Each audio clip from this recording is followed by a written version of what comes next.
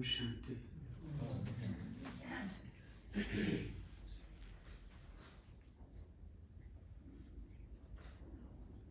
पिछले 15-16 दिनों से मैं इस बुटोल के आसपास बाबा के घरों में घूमता रहा। 15-16 दिन कैसे बीत गए कुछ पता ही नहीं चला। भिन्न भिन्न स्थानों पर जाने को बाबा के बच्चों से मिले, बहुत खुशी हुई। देखा कि जो भी बाबा के बच्चे हैं सभी भी अभी भी उमंग उत्साह में हैं। बहुत अच्छा लगा। आज मेरा रिटर्न है। अभी अभी हम सभी बाबा के मधुर महावाक्य सुन रहे थे। बाबा ने कहा, चलते फिरते बात करते बुद्धि में एक शिव बाबा रहे हैं। सुना आपने सभी मुरली? कहीं किसी चीज में लगाव न हो। बस हम लोगों को यही बात ध्यान देने की है कि कहीं भी लगाव न हो। 4 चीजें होती हैं: मोह, ममता, लगाव, आसक्ति। ना 4 चीजें हैं। कहीं भी लगाव न हो, इस पर हम लोगों को विजय प्राप्त करना है। और यह चारों जो चीजें हैं हमारे जीवन का अभिन्न अंग बन चुके हैं, सदा ही रहते हैं। हम इनको छोड़ नहीं सकते। हम इनको छोड़ नहीं सकते। इनके साथ हम जुड़े हुए हैं। इनके बिना मेरा हम सभी का काम नहीं चलेगा।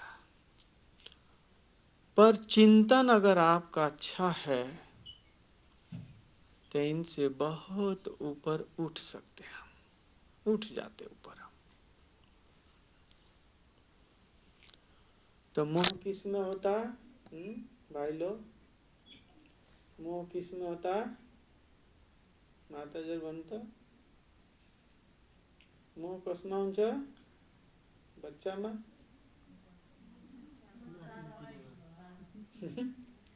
और ममता, मोह ममता, लगाव, आसक्ति मालूम नहीं। तो मोह व्यक्तियों से होता है ना? मोह में जो ग्रसित होते हैं, तो मोह व्यक्ति से होता है। वो व्यक्ति कोई भी हो सकता है। माँ हो सकती है, भाई हो सकता है, बहन हो सकता है, बीवी हो सकती है, दोस्त हो सकते हैं, मित्र हो सकते हैं, जो भी होगा। तो मोह व्यक्ति से होता है। और मोह का ही दूसरा रूप होता है लगाव। वो सूक्ष्म है लगाव। और ममत्व वैभव में होता है। किसमें होता है? वैभव में। जैसे मोबाइल है, टीवी है, बाइक है, बड़ी बड़ी गाड़ियां हैं, महंगी गाड़ियां हैं, लगाव होता है। और आसक्ति खाने पूरा है ना, भोजन में होता है। होता है, आसक्ति।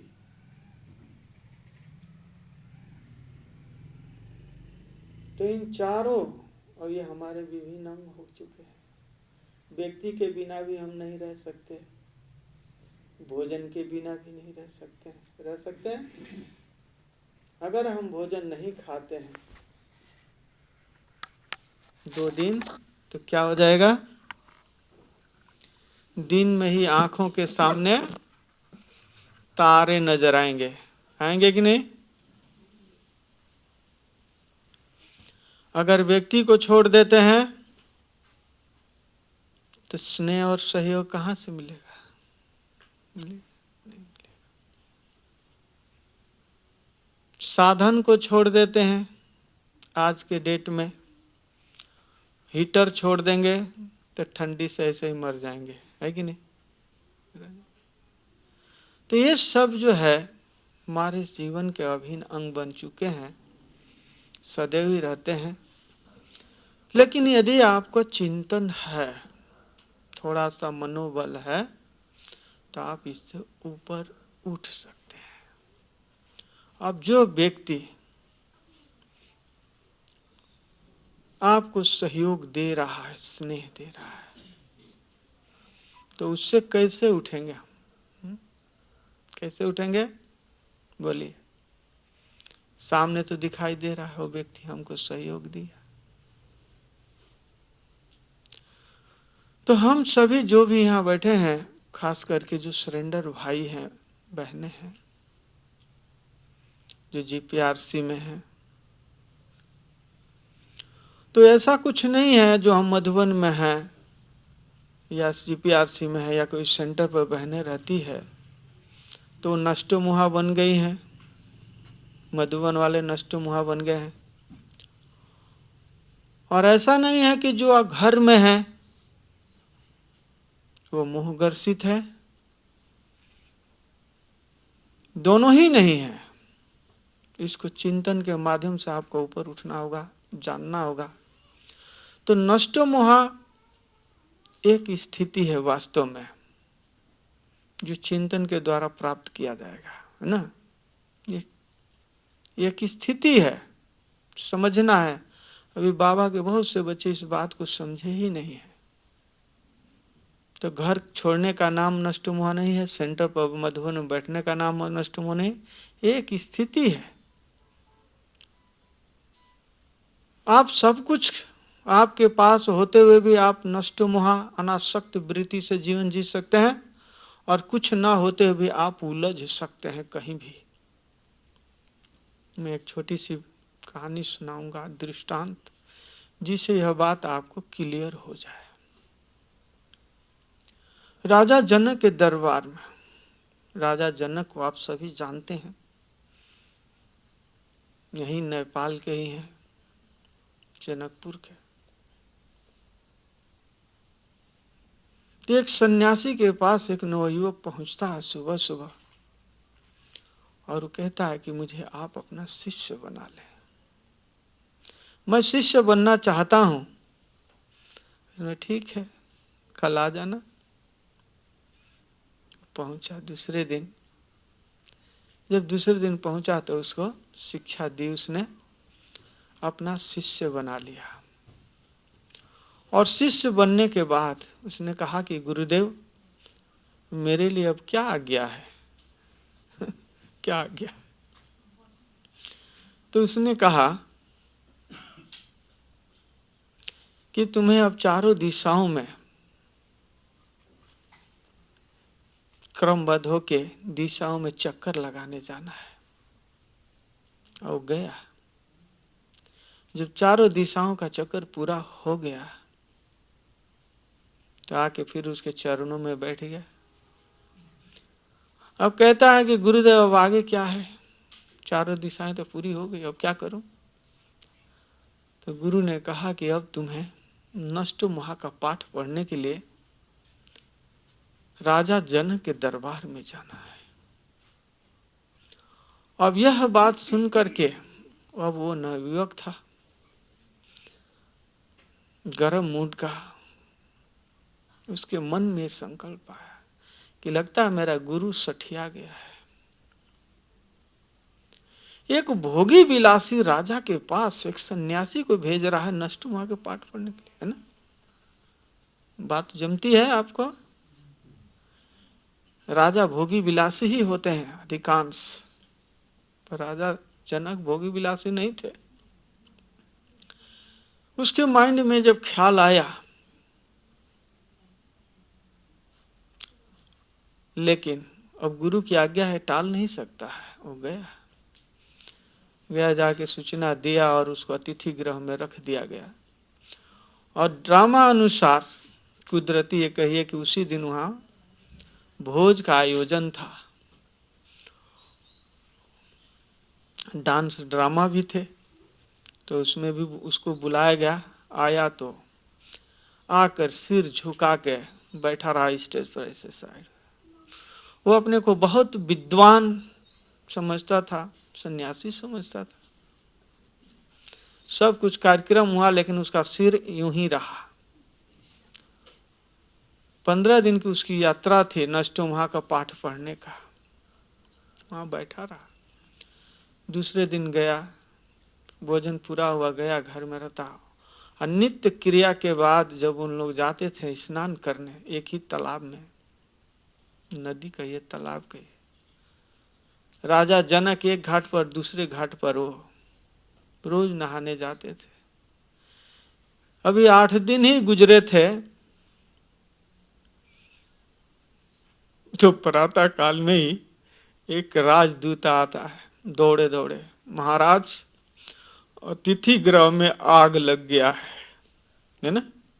सुबह सुबह जब नहा रहे हैं 6 बजे तालाब में, महाराज अतिथि गृह में आग लग चुका है। ज्यों ये आवाज सुना, सन्यासी भाग खड़ा हुआ, भागने लगा। छप्पर छप्पर करके पानी से जब भागना शुरू किया तो जनक जी कहते हैं, राजा जनक, कि हे महात्मा, तुम क्यों भाग रहे हो? आग तो महल में लगी है ना, तुमको भागने के क्या प्रयोजन है, क्यों भाग रहे हो? तो उसने क्या कहा, तुमको मालूम नहीं है उसमें मेरी लंगोटी सूख रही है ना? तुम्हें मालूम नहीं है कि उसमें मेरी लंगोटी सूख रही, फिर भागने लगा। उसने कहा, राजा जनक ने, ठहरो। फिर रुका और उसने पूछा, राजा जनक ने उसे, तुमने कभी ये सोचा तुम लंगोटी के लिए भाग रहे हो? और तुमने कभी ये सोचा कि वो तो मेरा महल जल रहा है? तो महल जिसका जल रहा है, महल के आगे लंगोटी क्या है, केचर है। तो आदमी घर बार तो छोड़ देता है, सब कुछ छोड़ देता है, लेकिन कहीं जाकर अटक जाता है, अटक जाता है। तब उसको एहसास हुआ कि सचमुच गुरु ने जो मेरे को भेजा सही किया। तो घर छोड़ने का नाम नष्टुमा नहीं है। धन्य दान से संपन्न है आप, तो ये नहीं है कि आप उसमें ग्रसित है, तो चिंतन है। चिंतन के द्वारा हम बहुत ऊपर उठ सकते हैं। जो भी हमारे पास वैभव है, मोबाइल है, आजकल लोग 1-1 लाख की मोबाइल रखते हैं, कोई 2 लाख का भी रखा है, कोई 50,000, आम तो 10,000 के नीचे तो मोबाइल है ही नहीं। गाड़ियां हैं, नेपाल में मैं एक जा रहा था तो कहीं पूछा स्कॉर्पियो का दाम कि भाई ये स्कॉर्पियो को कति छ रे प्राइस, तो के भन्यो लगभग 60 लाख हुन्छ। अब इतनी महंगी चीजें हैं, खरोच आ जाता है, थोड़ा सा टकरा गया, गिर जाता है मोबाइल का, मन दुख होने लगता है। क्यों होता है? क्योंकि उससे लगाव है, मेहनत से प्राप्त किया है। लेकिन इसमें अगर हम विनाशी भाव ले आते हैं, है ना, विनाशी भाव कि जो चीज बना हो तो बिगड़ना ही है कि नहीं? जो बना है वो टूटना ही है। आज नहीं तो 10 साल के बाद टूटता, 5 साल के बाद टूटता। चलो आज ही टूट गया तो क्या नुकसान है। इसमें दुखी होने की तो जरूरत नहीं है। मैं जहां तक समझता हूं, अगर कोई चिंतनशील व्यक्ति है, जीवन का आनंद लेना चाहता है, तो अनुभव कहता है कि दुखी होने की जरूरत नहीं है। हमारा संकल्प, जो बाबा के बच्चे हैं खास, इनका संकल्प, दो ही हमारे पास संपत्ति है बहुत बड़ा। एक है संकल्प और दूसरा है समय। यही दो ही तो मेन खजाने हैं हमारे। मुझे याद है आज से 35 साल पहले मधुबन में हम लोग लकड़ी से और बड़े बड़े भांडे में बर्तन में खाना बनाते थे। तो बेंगलोर के भाई बहनों ने वो स्टीम वाला बर्तन हम लोग को प्रेजेंट किया कि स्टीम से खाना बनता है, दादी ऐसे वैसे किया। तो आ गया, लग भी गया, खाना भी बनना, चाय भी बना, पानी भी गर्म हो रहा था। तो उस समय एक सेवाधारी भाई आया। तो सेवाधारी तो उनको ज़्यादा जानकारी था नहीं, लेकिन तो उसने क्या सोचा, तो पहले पानी खोलना होता फिर वो स्टीम खोलना होता। तो उसने क्या सोचा कि पहले स्टीम खोल देते हैं फिर पानी भरते रहेंगे, बर्तन हल्का सा गर्म होगा। जो ही वो स्टीम खोला तो पतीला क्या हो गया, गुब्बारे जैसा फूल गया, बीच में खाली होता है। वो तो बेचारा डर गया, लेकिन दादी ने भी उसको कुछ बोला नहीं। फिर कुछ समय के बाद मैं ये बताना चाहता हूं कि हमारा संकल्प कितना महत्वपूर्ण है। कुछ समय बाद ही हम सभी मधुबन वाले बाबा से मिल रहे थे फेस टू फेस। तो बाबा ने कहा कि क्या नया कर रहे हो, क्या नया कर रहे हो। तो किसी ने कहा कि बाबा पतीला टूट गया। बोले नया है ना। कोई ने कहा कि दिनचर्या बना है बाबा भट्टी करने का, ये वो सब, मतलब एकदम होमली ढंग से बाबा बोले थे। तो किसी ने जब कहा कि पतीला टूट गया है तो बाबा मुस्कुराए, देखते रहे। फिर बाबा ने कहा पतीला तो टूट गया बच्चा, वो तो अब आएगा नहीं। टूट गया, टूट गया, संकल्प तो व्यर्थ नहीं चला ना, क्योंकि वो तो दूसरा भी आ जाएगा, नया पतीला आ जाएगा। लेकिन संकल्प जो गया वो दोबारा नहीं आ सकता है। तो संकल्प तो व्यर्थ नहीं चला। क्यों टूटा, कैसे टूटा, तो हमारा संकल्प का बाबा बहुत महत्व देते हैं। तो टूटने वाला चीज तो टूटेगा ही, जो जन्म लिया है वो मरेगा ही, इसमें कोई राय नहीं है। हम भी मरेंगे, शरीर छोड़ेंगे, मरना शब्द हमारे यहाँ नहीं यूज होता है। लेकिन अगर घर का व्यक्ति, कोई प्रिय व्यक्ति भी चला जाए तो उसमें दुखी होने की बात नहीं है ना। तो जो लोग हमें सहयोग देते हैं, अब हम यहाँ आ जाते हैं कि जो लोग हमें सहयोग देते हैं, स्नेह देते हैं, प्यार देते हैं, सम्मान करते हैं, उनके लगाव से हम कैसे मुक्त हुए। तो आज के डेट में मैं जो देखता हूं कि आज कोई भी अपने माँ बाप को इतना सम्मान नहीं देता है। दिन खाना मात्र दिन बसी राख्नुस्, कोई सूचना, कोई रिस्पेक्ट नहीं है, कोई खास। जिस माँ बाप ने उसको यह दुनिया दिया, सोचने वाली बात है, जिस माँ बाप ने उसे दुनिया दिया है, पोस पाल कर उसको योग्य बना, उसको ही जब सम्मान नहीं दे रहे हैं, और एक थर्ड पर्सन आपको जो दे रहा है सम्मान, तो क्या ये ईश्वरीय कृपा नहीं कहेंगे? नहीं कहेंगे? ये ईश्वरीय कृपा है, उसका असीम प्यार है कि वो आपको उसको निमित्त बनाकर वो प्यार, स्नेह, सहयोग दे रहा है। तो वाह बाबा निकलना चाहिए हर समय, है कि नहीं? साक्षी हो जाइए कि वाह बाबा तुमने ऐसे एक भाई हमें दिया जो सहयोगी है। वाह बाबा, तुमने मेरे को ऐसा मदद कराया, मुझे आगे बढ़ा रहे हो, हर समय बाबा बाबा।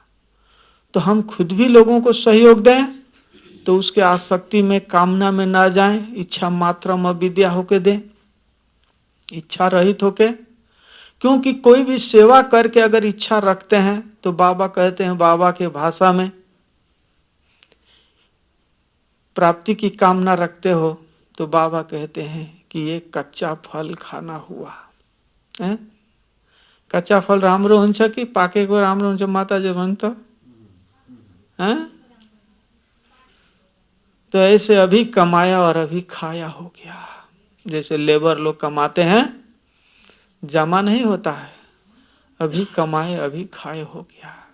तो इच्छा नहीं रखना है, जो हम करते हैं तो भी इच्छा नहीं रखना है। अगर कोई हमें सहयोग देता है तो उसमें बाबा का शुक्रिया है ना। तो आप उसके लगाव से, उसकी सेवा भाव से मुक्त हो सकते हैं। नहीं तो रात दिन वही दिखाई देगा, है ना, कि वो ऐसा करता था तो ऐसा करता था तो ऐसा करता था। बाबा ने भेजा था अपने कार्य के लिए, उसने किया, बस पूरा हो गया ना। अगर आपका चिंतन अच्छा है तो, नहीं तो बार बार उसी की याद, इस्तो गर्थे तो इस्तो गर्थे। तो ऊपर उठना है हमें व्यक्ति से। वैभव से ऊपर उठने का तरीका है कि उसमें अपने बुद्धि में बांध लीजिए, दृष्टिकोण को चेंज कीजिए। ये बहुत अच्छा है नहीं, वो तो है ही अच्छा, जो अच्छा है उसको अच्छा कहना बुरी चीज नहीं है, लेकिन अच्छा के बुद्धि में ही बैठा ले, वो नहीं, विनाशी भाव हो जाए कि जो चीज बना हो विनाश होना ही है, टूटना ही है। चलो 5 साल के बाद टूटता, आज ही टूट गया, अच्छा हो गया। अच्छा इसलिए हो गया कि थोड़ा टूट गया तो ममत्व तो हल्का सा कम हो गया ना, आसक्ति खत्म हो गई है। यूज कीजिए, खूब जम के कीजिए, लेकिन उसके बिना काम न चले, ऐसा नहीं होना चाहिए। निराधार हो के पुरुषार्थ हो। बाबा ने हम मधुबन वालों को ये शब्द कहे थे कि देखो थोड़े ही दिन में मधुबन में कितने सुख के साधन आ गए हैं, साधन तुम्हारे पास आ गए, लेकिन ये साधन के आधार पर तुम्हारी साधना नहीं टिकना चाहिए बच्चे। ये एक हवा के झोंके में सब जानने वाले हैं, है ना। बिजली चली जाए तो ये सब रोशनी सवेरा कहाँ जाएगा? 1 सेकंड में चला जाएगा। माइक की आवाज और रोशनी सब चली जाएगी। सटलाइज ऊपर से गिरा, गया काम से, ट्रांसफार्मर गया। तो बच्चे किसी आधार पर तुम्हारा पुरुषार्थ न हो, साधना स्थिर नहीं होना चाहिए। तो बाबा तो सब प्रकार से हम लोगों को मुक्त किए हुए। तो विनाशी भाव ले आएंगे हम वैभव में, तो हम इसके लगाव से ऊपर उठ सकते हैं। और तीसरा है आसक्ति। अब किसी किसी को समोसा अच्छा लगता है, चाट मसाला अच्छा लगता है ना। किसी को पनीर की सब्जी अच्छी लगती है, किसी को आम का अचार अच्छा लगता है ना। किसी को रस भरी अच्छी लगती है। देखते हैं बचपन में खाए हैं, आज बाबा घर में थोड़ा सा रिस्ट्रिक्शन है, बाहर का नहीं खाना है, कहीं जाते हैं बुद्धि चले जाते हैं। अब आसक्ति से कैसे मुक्त हो? तो उसके लिए है अनासक्त वृत्ति। एक अनासक्त वृत्ति और दूसरा चिंतन उसके साथ हो कि ये जो भी टेस्ट होगा, रस मलाई का, चटनी का या अचार का, कहाँ तक है? कहाँ तक है? जबान तक है, ठीक है ना। अधिक से अधिक गले तक है। गला से नीचे गया तो ना तो वो चटनी रहा, ना रस मलाई रहा। अब पेट क्या चीज से भरता है? पेट क्या चीज से भरता है? दाल भात से, है कि नहीं। पेट को भरने से मतलब है, टेस्ट से नहीं। टेस्ट जबान को चाहिए, मीठी बातें कान को चाहिए, अब पेट को भरने की चाहिए। पेट भर गया है, चाहे दाल रोटी से भर गया या साग से भर गया या पानी से भरा या फल से भर गया, बस हो गया। लेकिन देखा जाता पेट तो भर जाता लेकिन मन नहीं भरता है ना है? भरता है? नहीं भरता है। तो उसके लिए ही अनासक्त वृत्ति है ना, जब हम अपनाएंगे तो इससे मुक्त होंगे, आसक्ति से मुक्त होंगे। कुछ नहीं चाहिए, बस समय पर मिल जाए भोजन, पेट भर जाना चाहिए, उतना काफी है। तो बाबा के महावाक्य को हम सभी अपने जीवन में उतारें, आगे बढ़ें, है ना, आगे बढ़े, आगे से आगे बढ़ते हम लोगों को चलना है, रुकना कहीं नहीं है। जो कुछ भी है सब ईश्वरीय है, ईश्वरीय देन है, बाबा के बच्चे हैं। बाबा इसी स्मृति से ऊपर उठे हैं। ब्रह्मा बाबा जो 380 भाई बहनों को पालना किए, सब कुछ करते हुए भी जब बैगरी पाठ चला तो उनके पास खाने को कुछ भी नहीं था, तो किस स्मृति से ऊपर उठे कि मैं भी ईश्वर को और ये सब भी ईश्वर का है, मेरा भी रखवाला वही है और इन सब का भी रखवाला है, इसलिए वो निश्चिंत है। आज घर में 2 बच्चे होते हैं, खाने को नहीं है, माँ बाप के पांव के नीचे से धरती खिसकने लगती है, धड़कने तेज, हाय क्या करूंगा, कैसे करूं, कैसा खाना ले आऊं खिलाऊं, बिल्कुल निश्चिंत रहे। क्यों? क्योंकि भगवान पर उनका निश्चय था कि वो कभी भूखा नहीं रखेगा। तो हम सभी को जो बाबा के बच्चे बन गए हैं, यहाँ पर रह रहे हैं, चाहे मधुबन में चाहे कहीं भी, उन सब को इस बाबा की जो महावाक्य है उसको फॉलो करना चाहिए। नष्टो मोहा, लगाव मुक्त, अनासक्त वृत्ति। अनासक्त की जरूरत वहां होती है जहां पर बहुत कुछ उपलब्ध हो, है ना, बहुत कुछ उपलब्ध हो, वहां भोजन में लगाव न हो। अब खाने को ही न हो, अब कोई कहे कि मैं उपवास हूं, ये बात जचती है? घर में खाने को ही नहीं है और कहें कि हम उपवास हैं, वो बात जचती नहीं। सब साधन हो, खाने की भरपूरता हो और वहां उपवास रखा जाता है, उसका महत्व होता है। तो जहां बहुत सारे लोग हैं, जहां सब प्रकार से सम्मान मिल रहा हो, भीड़ मची हो, और वहां न्यारा बन जाए प्रभु का प्यार, बस ये सब भगवान ही के हैं और भगवान सम्मान इनके द्वारा मुझे दे रहा है। तो हम कहीं उलझेंगे नहीं, जीवन का आनंद, प्रभु मिलन का आनंद लेते हुए आगे से आगे बढ़ते चले जाएंगे। तो हम सभी का जीवन बहुत भाग्यशाली वाला जीवन है, पद्मा पदम। अब हम इस चीज को कहीं नहीं उलझाएं। वो खास करके जो हम सरेंडर लोग हैं उनको तो कहीं नहीं उलझाना चाहिए, न व्यक्ति में, न वैभव में, न पदार्थों में।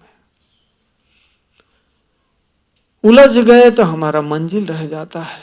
बहुत बड़ा मंजिल हमने चुन किया है, देवता बनने के लिए आए हैं, सब कुछ छोड़ा है हमने, माँ बाप छोड़ा, घर वाली को छोड़ा, जो भी थोड़ा बहुत साथ चल चल संपत्ति, उस सब कुछ छोड़ के जब आए हैं, त्याग किए हो, आपका त्याग निष्फल ना हो, है ना।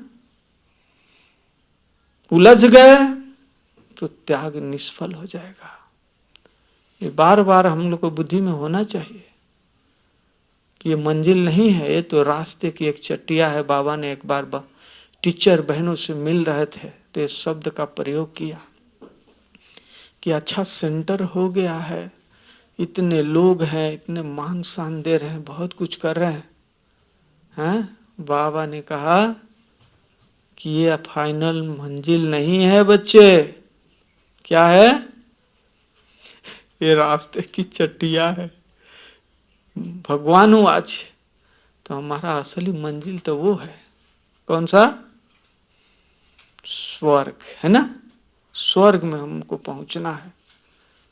तो बीच का ये एक साधन है जो हम लोगों को सेवा करना है। तो अनासक्त वृत्ति नष्ट मोहा, लगाव मुक्त। लगाव भी कई प्रकार का हो जाता है, हमने देखा। कोई कोई को अपनी बुद्धि से भी बहुत लगाव हो जाता है कि मैं जो कहता हूं वही राइट है, तो वो भी विघ्न बन जाता है जीवन में। और कई लोग इसी बात से चले गए, यज्ञ छोड़ करके देखा मैंने। मीटिंग होती है, उसमें राय देने के लिए कहा जाता है। राय देते तो कहते कि यही हम जो कह रहे वही सही है, बाकी सब गलत है। अब बाबा क्या कहते हैं इसमें कि जहां सर्व की राय हो वही सर्वोपरि है। सर्व की जो राय से जो काम होगा वो होगा। एक आदमी के राय ही सर्वोपरि नहीं होता है। तो बुद्धि के भी लगाव न हो, व्यक्ति से भी लगाव न हो, एकदम निराधार, तो आप निसंकल्प स्थिति में जा सकते हैं और बाबा से योग लगेगा, आनंद मिलेगा, परमानंद, जिसको कहते हैं अतीन्द्रिय सुख। साधनों किसी में भी नहीं है सुख भाइयों बहनों, मैं आपको बता दूं, है ना। अब ये बातें सुनकर आपको कहीं ऐसा भी लग सकता है कि लोमड़ी की कहानी आपको याद आ जाए कि अंगूर खाने को नहीं मिला तो कहती है कि खट्टा है। ऐसा नहीं है। किसी भी साधन में संपूर्ण सुख नहीं है। मैं आपको एक अपना अनुभव सुनाऊं। शुरू के मधुबन में जब मैं पहुंचा, मेरे पास वैसे कुछ था नहीं। एक भाई जो मेरे कमरे में रहते थे, उसके पास एक टेप था नेशनल का, स्लीपिंग टेप बोलते थे उसको। पहले टेप से ही गीत बजते थे ना। मैंने उसको देखा, कान में हेडफोन डाल के वैसे सो के सुनता रहता था। मेरे को संकल्प आया, आप बीती बता रहा हूं, जीवन का अनुभव, कि साधनों में कैसे सुख नहीं है। संकल्प आया कि मेरे पास भी टेप होता तो गीत सुनते, बाबा का योग लगाते, है ना। ऐसा तो संकल्प आया। फिर क्या देखा, ड्रामा अनुसार कुछ दिन के पास मेरे पास भी टेप आया। एक दिन सुना, 2 दिन सुना, तीसरे दिन से वो भी सुनना लगने लगा। फिर देखा कि कानों में लोग डालकर हेडफोन से, वॉकमैन से सुन रहे थे। हल्का सा संकल्प आया। ऐसा भी एक घड़ी आया कि मेरे पास 6 वॉकमैन हो गया। 6 वॉकमैन मांगा मैं किसी से नहीं, कुदरती आता गया। अब 6 जो आया वॉकमैन, मेरा सिर भारी होगा। अब इसको क्या करे, किसको दे। खैर मैंने इसे दे दिया। मेरे को कोई उसमें मजा नहीं आया। दूसरे को आप देखते हैं, लगता कि हमारे पास भी होता तो गीत सुनते। 2 दिन के बाद जो वही के वही हो जाते आप। कोई भी साधन है, भोजन है, अब रसगुल्ला खाने के दिल हुआ, बार बार वही आपको दे दिया जाता, आप दिल भाई हटा, है ना। इसीलिए किसी भी चीज से लगाव या उस प्रकार के आसक्ति में मत जाए। नहीं है तो बहुत अच्छा है, तो भी अच्छा, उसका उपभोग कर लिए, बस हो गया, इतना कीजिए। किसी की चीज की कामना मत कीजिए, क्योंकि वो कामना जो शारीरिक, जो जबान तक है या पहनने ओढ़ने तक है, वो क्षणिक है। मैंने बताया कि मुझे बाद में याद ही नहीं कि मेरे पास ये चीज भी है। मोबाइल भी है, मेरे पॉकेट में रहता, का याद ही नहीं रहता कि मोबाइल है। तो बिल्कुल न्यारा होकर उसको यूज करेंगे तो जीवन का आनंद लेंगे। और नहीं तो हम देखते हैं कि कई भाई बहन दिन भर कान में हेडफोन डाल के घूम रहे। दिन भर कान में हेडफोन डाल के जो गीत सुनते हैं, आप जानते हैं कितना खतरनाक है। उसको वॉइस प्रदूषण कहते हैं। कान खराब हो जाएगा, चदर खराब हो जाएगा। तो दूसरे को देखकर ऐसी इच्छा को व्यक्त न करें अपने मन में। भगवान के द्वारा जो आपको ज्ञान मिला है, ये अद्वितीय ज्ञान है, इसको बार बार स्मरण कीजिए। वाह रे मैं, वाह रे मेरा भाग्य, भाग्य में भगवान मिल गया, अब क्या चाहिए। और भगवान मिल गया तो सुख के साधन की कमी थोड़ी होगी, आपको बहुत मिलेगा। ये तो कुछ भी नहीं, इससे भी ज्यादा मिलने वाला है। उस पर आना सख्त, लगाओ मुक्त, ये स्थिति हम लोग को बनाना है। तो इस छोटी सी चर्चा से जो कहानी सुना आपने उस सन्यासी का,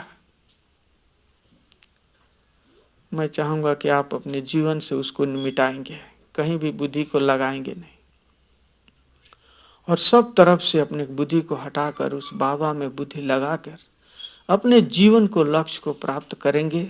क्योंकि हमारा समय और संकल्प बहुत मूल्यवान है। इससे मूल्यवान कोई चीज है ही नहीं अगर हम समझदार हैं।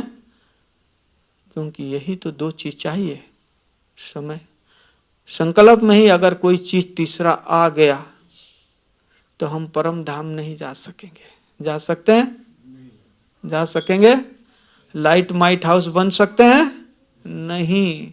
एक म्यान में दो तलवार नहीं होता है, एक ही रहेगा। बाबा के भाषा में कहें तो बाबा कहते हैं या तो बातें रहेगी या बाप रहेगा, है ना। या तो बातें रहेगी या बाप रहेगा। अगर तुम बहुत सारे व्यर्थ की पंचायत वाली बातें बुद्धि में भरोगे तो बातें रहेगी या बाप रहेगा। तो हम लोगों को जो सरेंडर हुए हैं, जीवन के लक्ष्य लेके आए हैं, मैं शुभकामना करूंगा कि हम सभी का जीवन जो त्याग करके आए हैं, जीवन सफल हो, सुखद हो, आनंदमय हो। ओम शांति शांति। वो भोग लगाने छ।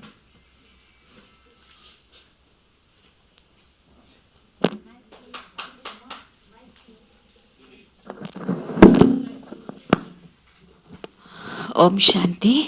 धेरै धेरै धन्यवाद शत्रुघ्न भाइजीलाई। धेरै ज्ञानका गहिरा गहन कुराहरू हामीहरूलाई सुनाउनु भयो। दिदीजीबाट हामीले सुनिसक्यौँ। उहाँले विगत 15 दिनदेखि यहाँ विभिन्न स्थानहरूमा गएर सेन्टरमा गएर क्लास गराउने, भाइ बहिनीहरूमा उमङ्ग उत्साह भर्ने, यस्तो यो लकडाउन भनौँ यो कोरोना कालको समयमा पनि उहाँलाई बाबाले यहाँ पठाउनु भयो। त्यसको लागि एकचोटि पुनः ताली बजाएर हामीले धन्यवाद दिनेछौँ भाइजीलाई। र आदरणीय दाजु अगाडि आउनुहुनेछ, उहाँलाई हामीले सम्मान गर्नेछौँ। आदरणीय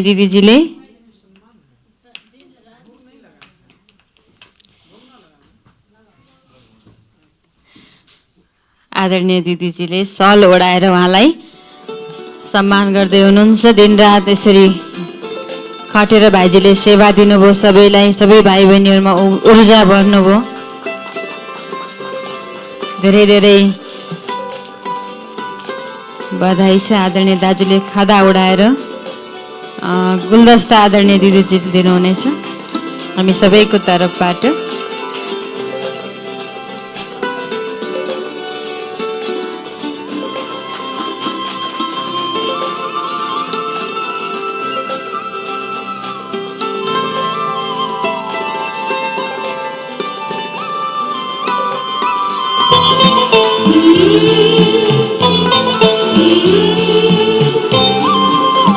हामी सबैको तर्फबाट आदरणीय दाजुले गुलदस्ता दिएर उहाँलाई बधाई दिँदै हुनुहुन्छ। धेरै धेरै धन्यवाद छ हाम्रो भाइजीलाई। फेरि फेरि पनि आगामी दिनहरूमा आएर उहाँले यस्तै सेवा हामीलाई दिनुहुनेछ। र अब हामीले बाबालाई भोग स्वीकार गराउनेछौँ।